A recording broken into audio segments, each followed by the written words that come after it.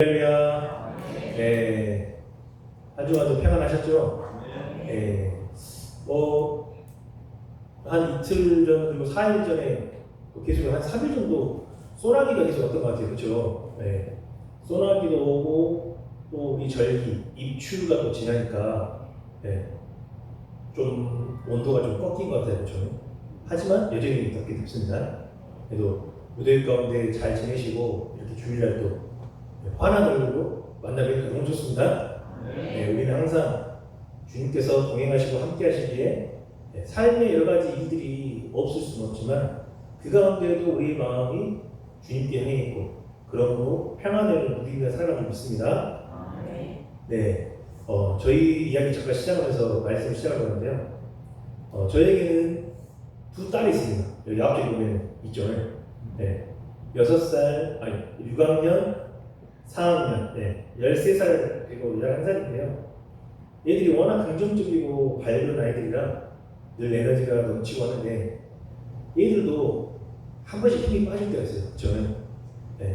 예전 같았으면 막 학원도 많이 다니고, 또 학교에서 내주는 숙제도 있고, 여러 가지를 해야 돼서 힘이 빠져서 울상을 짓고, 제가 막 퇴근해서 와도 그렇게 반갑게 안 맞아주고, 막 그런 때가 있어요. 그러면 보는 이 아빠 엄마 입장에서도 얼마나 좀 짠하고 그래 뛰어놀아야 되고 많은 것들을 해야 되는데 이렇게 또 해야 된다는 것에 대해서 미안한 마음도 있고 그래서 이렇게 말한 적이 있어요. 예진아 예은아 아빠 엄마는 늘 너희들 편이다. 우리는 다 연결돼 있어. 그래서 한 사람이 혹시 속상하면 다른 사람도 속상하고 한 사람이 아프면 또 다른 우리도 아프단다. 그래서 우리가 서로를 통해서 힘을 얻고 힘을 내야 돼. 그러면서 제가 뭐라고 했냐면 제가 이렇게 했어요. 하면 하니까 얘들이 뭐지? 하고 동동동동을 뜬 거예요. 그래서 제가 하면은 리는 하나 다 하고 손을 납작 그랬어요. 그래서 제가 하니까 얘들이 리는 해가지고 하나다 하면서 하나 둘 셋 파이팅 하면서 이렇게 하면서 우리가 어렵고 힘든 그때를 조금은 더 지나간 것 같아요. 얘들하고 직장에서 학교에서 그리고 기타 생활하는 곳에서 힘들고 지쳐서 집에 왔을 때 가장 위로받을 수 있는 곳이 어디예요? 집이에요. 가족이에요. 우리가 함께하는 가족들에게 힘이 되어주고 위로의 말, 힘내는 말 그리고 사랑한다는 말을 늘 전하는 우리가 되길 소망합니다. 교회 가운데서도요 마찬가지예요. 우리가 예배를 드리고 오고 일주일에 한 번 이렇게 오는 거지만 보면 반가워요? 안 반가워요? 반가워요. 얼마나 반가워지면 안에서 제가 있으면서도 좀 한 번씩 보거든요. 너무 가서 인사하고 손잡고 싶고 막 이런다. 이런 생각이 들지만 참아요. 예배 다 마치고 반갑게 더 인사하고 하려고. 우리는 그렇게 서로에게 힘이 되어주고 또 우리가 믿음의 공동체이고 신앙의 공동체이니까 기도로서 서로 밀어주고 끌어주고 함께 나가는 공동체인 줄 믿습니다. 오늘 본문은요 사도 바울이 고린도 교회에 보내는 첫 번째 편지 중에 일부예요. 오늘 본문에서 사도 바울이 언급하자 하는 것은 뭐냐면 딱 한 가지입니다. 바울파, 아볼로파, 게이바파, 그리스도파 등의 4개의 파로 이 고린도 교회가 나눠져 있다는 거예요. 그래서 나눠져서 싸우지 말고 하나가 되어라. 이방인이든 유대인이든 하나고 어떠한 직분을 갖고 있든지 아니든지 하나이고 그리고 갖고 있는 은사가 다르더라도 하나다라는 것이 오늘 우리가 읽은 본문 말씀의 내용입니다. 이 본문에서 이야기하고자 하는 핵심의 내용이 우리는 그리스도 안에서 뭐다? 하나다. 하나의 공동체라는 말하고 있어요. 그 말을 하면서 사도 바울이 사용한 비유가 바로 몸의 비유예요. 몸은 하나님의 많은 지체가 있고 그 한 몸의 지체가 많아도 한 몸인 것 같이 교회에도 많은 지체가 있지만 교회에는 하나라는 거예요. 이 몸의 비유에서 한 내용입니다. 오늘 보면 12절 말씀 잘 살펴보면요. 교회라는 말 대신에 뭐라고 쓰느냐? 그리스도라는 말을 사용하는 것을 또한 우리가 볼 수 있어요. 몸은 하나인데 많은 지체가 있고 몸의 지체가 많으나 한 몸인과 같이 교회도 그러하니라 라고 이렇게 말을 해야 될 것 같은데 교회라는 말 대신에 이렇게 말해요. 그리스도도 그러하니라 라고 표현하고 있다는 거예요. 이것은 뭐냐면 교회와 그리스도가 어떻다? 같다. 동일하다는 거예요. 교회가 곧 그리스도이다. 그리스도가 곧 교회. 우리 그리스도를 믿는 우리 또한 뭐예요? 거룩한 성전이에요. 한 사람 한 사람이. 그래서 여기도 거룩하라고 말씀하신 거예요. 왜냐? 우리 한 사람 한 사람이요. 삶의 자리로 나가면 교회거든요. 우리가 주님을 드러내는 도구이거든요. 우리를 보고 믿지 않는 사람들이요. 교회가 어떤 곳인지 알게 되고 주님이 어떤 분인지 알게 되고 우리는 또한 그래서 우리의 말 하나, 행동 하나가 다 조심스럽게 해야 된다는 겁니다. 느낌이 있는 이야기라는 책이 있는데요. 그 책에 나오는 내용이에요. 할머니는 고등학교 다니는 손주들이 학교에서 돌아오자 먹을 것을 내었다. 아이들은 하나같이 영리했고 할머니가 색다른 질문에는 대답을 못한다는 것을 알고 할머니를 놀리곤 했다. 이번에는 톰이 놀릴 속셈으로 말을 꺼냈다. 할머니, 요즘도 일요일마다 교회에 나가세요? 물론 나가지. 교회에 가서 뭘 배우세요? 지난 일요일 복음 내용을 이야기해 주세요. 이거 근데 잊어버렸다. 지금 기억나는 건 그 복음의 말씀이 아주 좋았던 것이란다. 알았어요. 그런데 담임 목사님께서 설교하신 내용을 알고 계시죠? 그것도 기억이 나지 않네. 분명한 건 그분의 말씀이 매우 감명 깊었다는 것이란다. 그럼 할머니, 교회 나가면서 아무것도 얻는 게 없다면 교회 나갈 필요가 없잖아요. 할머니는 잠시 생각에 잠기시더니 얘들아, 부엌에 가서 나랑 같이 연구 좀 하자 하고 할머니는 부엌으로 들어가서 벽에 걸려있는 먼지 쌓인 망태기 아시나요? 망태기를 꺼내서 톰에게 건져주면서 말했습니다. 얼른 내가에 가서 여기다가 물을 가득 담아오너라. 그 말을 듣는 톰이 어이가 없었습니다. 할머니 우리 노리시는 거죠? 망태기에 물을 어떻게 담아와요? 장난하시는 거죠? 톰아, 아무 말도 말고 내가 시킨 대로 해라. 너희들에게 보여줄 것이 있어서 그래. 톰은 몇 분도 안 돼서 물에 흠뻑 젖은 망태기를 다시 가지고 왔습니다. 할머니 보세요. 망태기에 물을 담을 수가 없어요. 네 말이 맞다. 하지만 얘들아, 그 망태기가 얼마나 깨끗하고 말끔해졌는지를 봐보렴. 너희들은 얻을 게 없으면 교회 나가지 않는다고 했지. 하지만 너희들도 모르는 사이에 이렇게 깨끗해진단다. 사랑하는 성도 여러분, 교회 생활을 잘하면 신앙 생활을 잘할 수 있고 교회 생활을 잘하면 믿음도 좋아지고 하나님이 기뻐하시는 삶을 살아갈 수 있습니다. 예수님은 요한복음 15장에서 나는 포도나무여 너희는 가지라는 말씀을 하시면서 가지된 너희들이 포도나무인 나에게 붙어 있을 때 열매를 많이 맺을 수 있다라고 말씀하셨습니다. 가진 우리 성도들이 포도나무인 그리스도에게 붙어 있지 않으면 아무것도 할 수 없고 열매도 맺을 수 없을 것입니다. 그런데 가지된 우리가 어떻게 포도나무인 그리스도에게 붙어 있는 생활을 할 수 있겠습니까? 그것은 물론 여러 가지로 말할 수 있지만 가장 확실하고 분명한 것은 뭐냐면 그리스도의 몸된 교회에 잘 붙어 있고 그리고 그곳에서 예배드리고 찬양하고 기도하고 신앙생활을 잘 해나가는 그런 것입니다.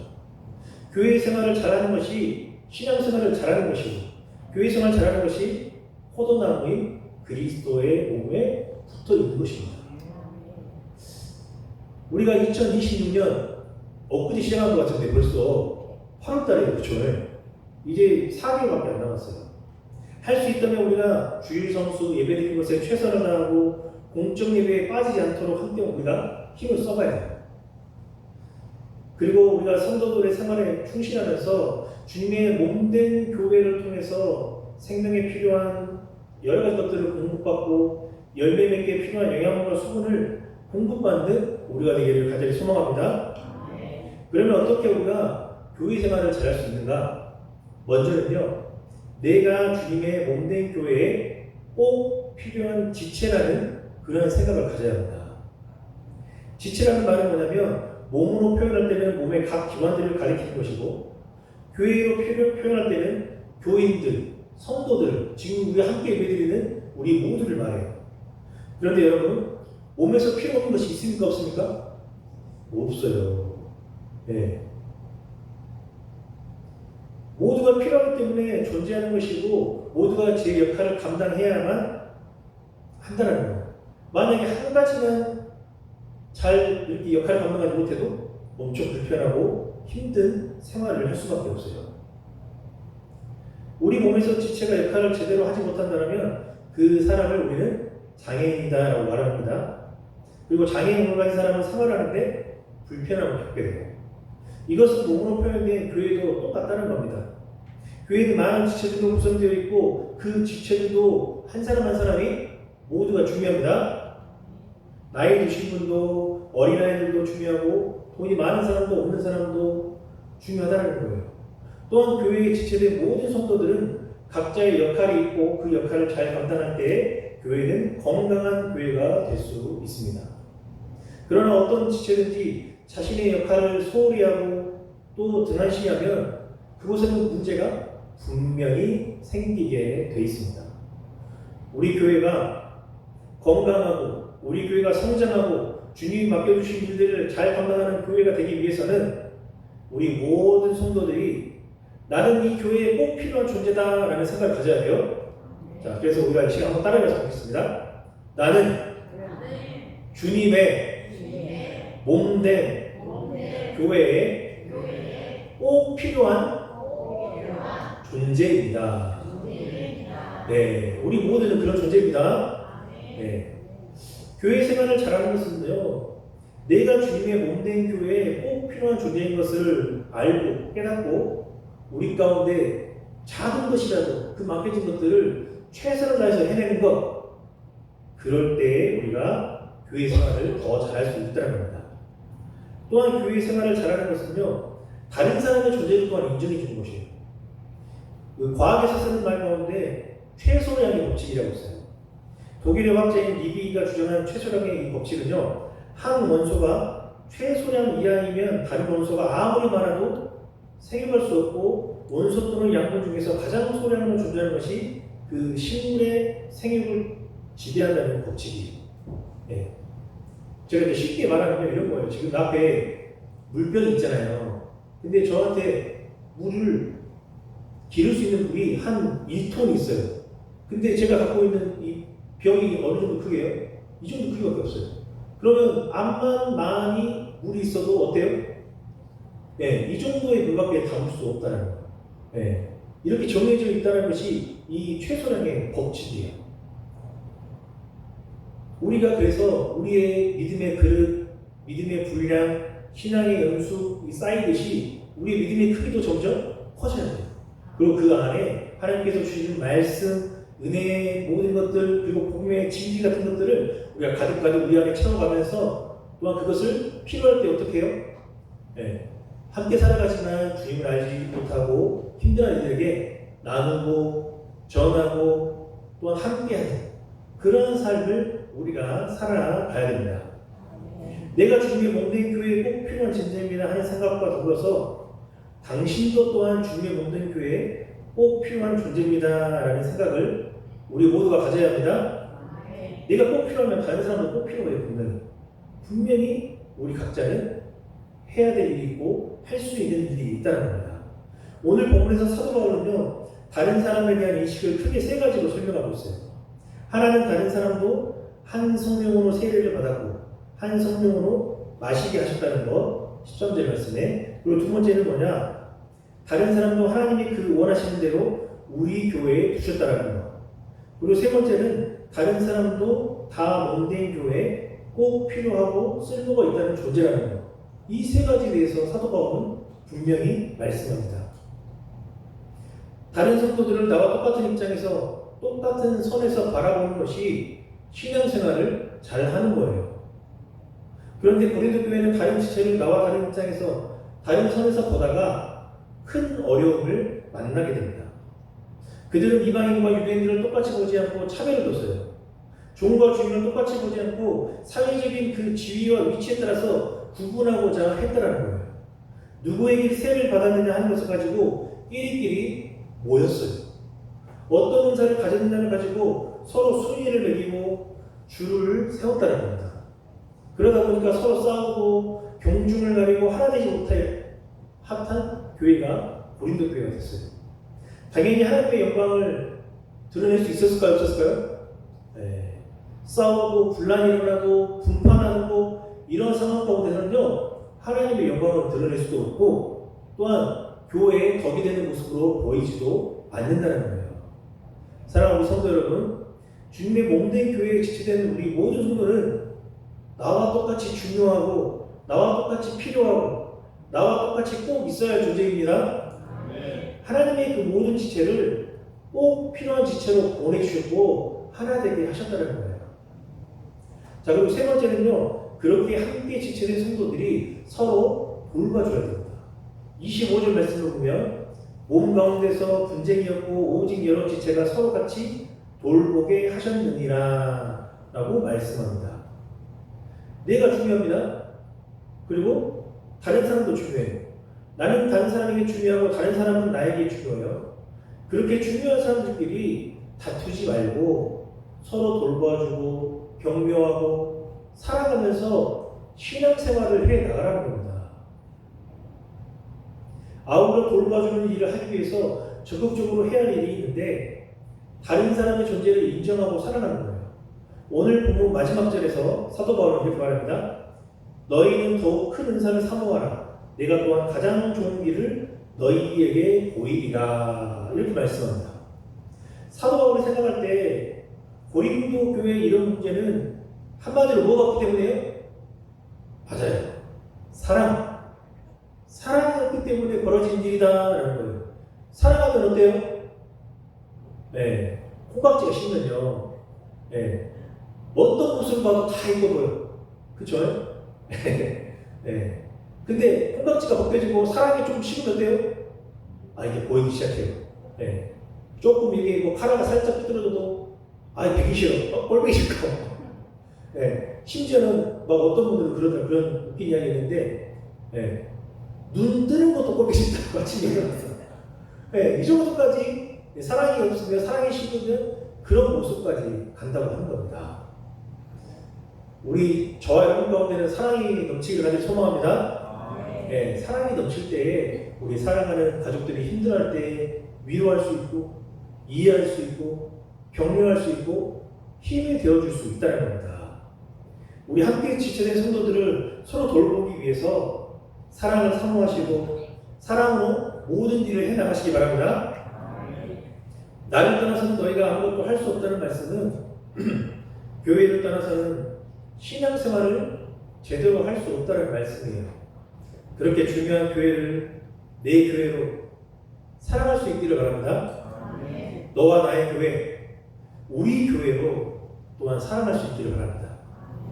우리 교회가 그냥 된 것이 아니라 각 구성하는 지체들의 섬김과 봉사로 사랑과 희생으로 무엇보다 끝까지 기도의 자리, 예배의 자리를 지키면서 신앙생활을 해오신 바로 여러분들이 계시기에 이 교회가 그래도 코로나나 여러 가지 상황 가운데 많은 시간을 54년의 시간을 굳건히 지키면서 이 지역사회 많은 일들을 감당하면서 또한 이 삼성연의 믿음의 교두보로서 일들을 해나갈 수 있었습니다.